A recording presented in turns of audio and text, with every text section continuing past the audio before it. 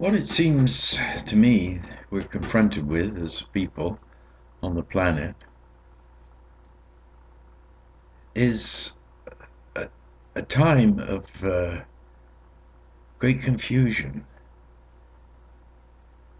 Uh, the good news is that we seem to have survived the transit of Venus and the winter solstice of the Mayans. So that's good news. I guess we've transited some part of the final days of the Kali Yuga and the nastiness and all the ugliness that's been tolerated on this planet for lack of practice of common sense and respect for creation, the creation we're all in. So, where to go? Well, um, maybe I haven't been clear enough about uh, the structure that I think we can use to take us forward into a harmonious condition of life. And the primary element is really to wake up uh, to what we really have. And what we really have is an intact spaceship. Yes, there are horrors going on in our atmosphere because of our lack of foresight. But it seems to me that there's been a lot of lackadaisical science tolerated. That's brought about a lot of problems on our planet. And again, it's all been motivated by the myth of money. It's hard to get people to understand, as John uh, Galbraith who was one of the better known economists, was reputed to have said, and beautifully um, expressed by Bill Abram in his very revelatory piece about the monetary structure, that if if people really realized how simple money, properly explained, was, that there would be revolution in the streets. Well, it, it seems everybody has kind of got the message, or I won't say everybody, but certainly large numbers of people realize how we have been robbed. And I say we, I mean, I suppose I haven't, because I didn't come here with very much and I wasn't expecting very much. And in fact, I've been rather generously treated by the Canadian people. And that, I think, is one of the reasons why I try to pass on what it seems to me is wisdom in the face of the confusions of our times. The structure of government clearly has to go through a rebuild.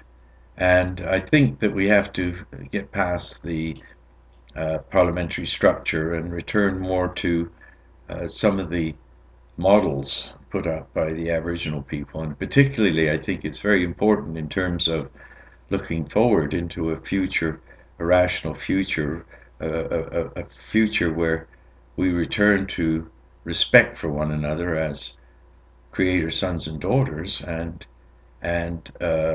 cease the dirty tricks and blue meanness on one another. So we have to find a new path of kindness towards one another and a new sense of dignity in ourselves and find it in other people. I think these are steps along the way to um, individual and collective well-being. And once again, I think we have to recognize that so much that has been brought upon us on the planet really is a result of the confusions that have permeated our species as a result of recent experiences. And I think we can find, um, what can I say, um, evidence in the Vedas that we are now coming out of a very dark 400, probably 1,000 years of chaos, and we are now entering into a new age, an age of truth, where we begin individually and collectively to understand the nature of yoga, and yoga is, of course, union, and that union is with the nature of the divine within ourselves, and by upholding creation, seeing it around us as being the source of our well-being. Now, how to address this in practical terms? Clearly, the money thing has just gone crazy, and we have to perhaps simply wipe it out of our current uh, governmental form and develop a new style. Now, people fear the idea that government um, has absolute control over uh, the flow of money.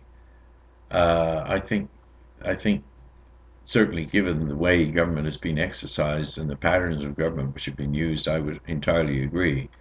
But we are looking for restructuring in government, and the restructuring of government would certainly be divided along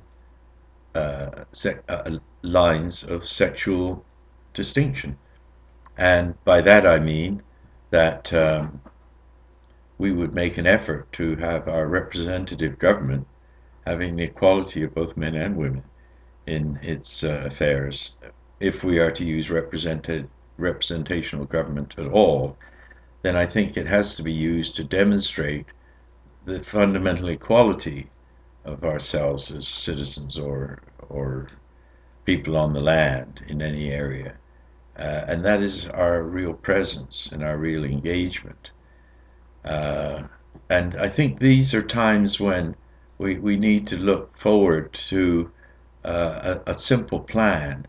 And I've preached about it before, the idea that if we haven't registered to vote, and we can register to vote, then we should register to vote.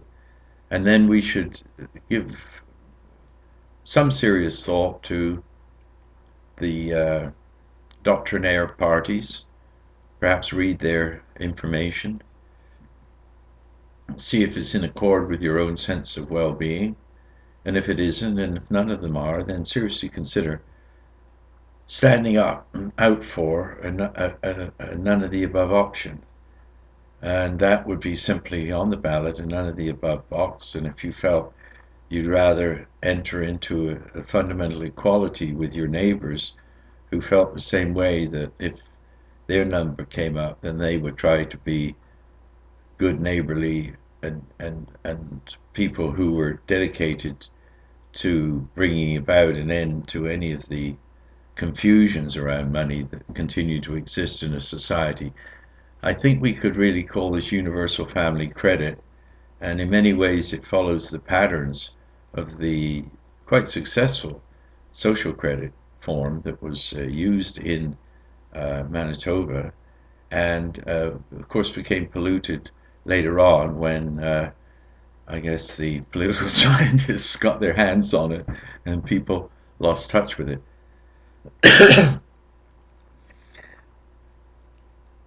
I'm sure that in spite of the broad base of anxiety and the foundation of that anxiety, which has taken on a great load of a leaden weight uh, in terms of people's view of our future, and I think that I think this is the final stage. I think people just become just overwhelmed with um, the impossibility of the rather sudden change that could happen and will happen, but for which they have no way of really knowing how to prepare themselves.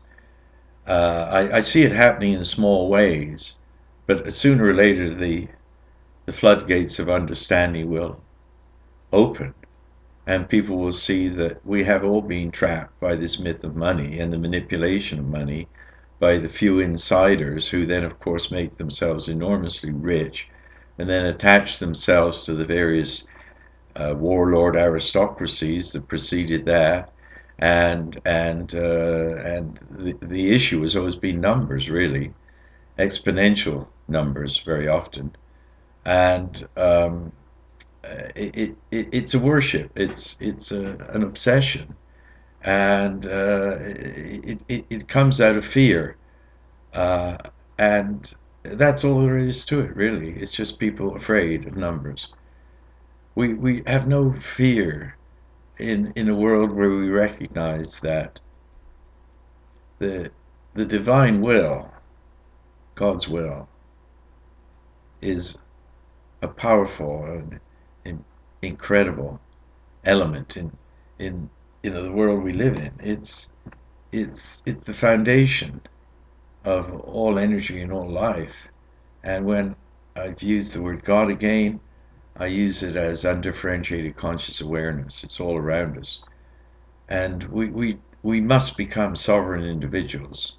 We must ultimately escape the confusions of dominant races and dominant classes of people. And we can do that. And the way to do that is register to vote, withhold your vote unless you're satisfied that there is no alternative to not voting because you've seen through the games that these people play, these politicians who are in the hands and really controlled by money already. So if we want to get out from under money and go to a universal style of credit where, pensions are assured, well-being is assured, because we're all on the path to individual and collective enlightenment. We can lead the world in that respect because the world has led us to this moment in time when, as a people, one people on the land in Canada, recognizing the traditions and the ideals of the Aboriginal people and understanding that they are a people on the land who has survived a great genocide, and would recognizing that there's a time now to bring about a new form, a new governance, a new style of being human beings. And that style begins by loving all life and upholding creation. Oh, it's becoming a bit. Anyway, I guess it's a statement of my concern. And I don't know if I put this one out. Thank you.